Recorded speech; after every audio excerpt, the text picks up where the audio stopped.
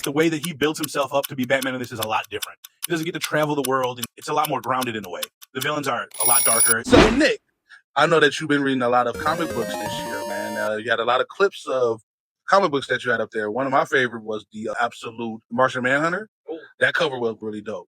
But what are some of your favorite manga or comic books that dropped this year? So for this year, of course, I got to go with Absolute Batman, probably being my number one. It's just the retelling of the Batman story in a way that really hasn't been done yet before, to be honest with you. Because we've had stories where both his parents live and he's still rich and the other, but this time he's just a blue collar worker. Mom's still alive, dad a teacher, dad gets shot in technically a school shooting, but it was at the zoo. And it's just the way that he builds himself up to be Batman in this is a lot different. He doesn't get to travel the world and learn different martial arts. He more so learns hands-on through taking on different jobs. And it's a lot more grounded in a way. The villains are a lot darker. It's really good. And that's hard to say with a Batman storyline for them to be a lot darker.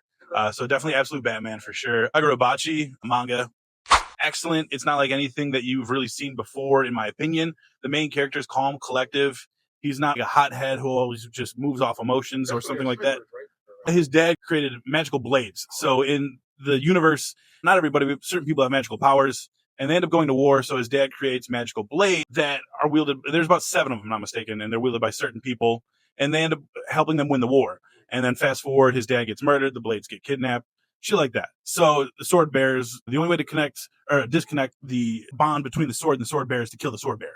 Anyway, it's a great story. The main character, level-headed, calm, collective, just great character. Not super stupid like most of them are, or too angry and loud like the other ones are. It's just, no, dude, he's level-headed, thinks things through, plans things out. Just a genius of a kid, dude. And then coming to number 3, Absolute Wonder Woman. I've never been a really big fan of a female character just because I've never clicked with any of them. You know what I'm saying?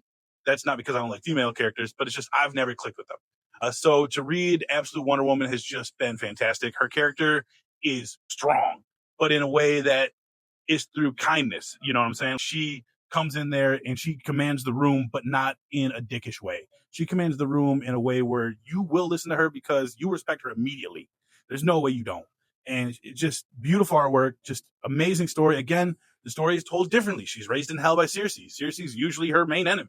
So fantastic time. All 3 are great reads. Check them out. Absolute Batman, I think issue 11 just came out. I think we're on Absolute Wonder Woman, issue 10 or 11.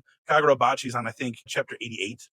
So quick reads. You can catch up. The trade paperbacks and hardcovers for Absolute Run come out in September.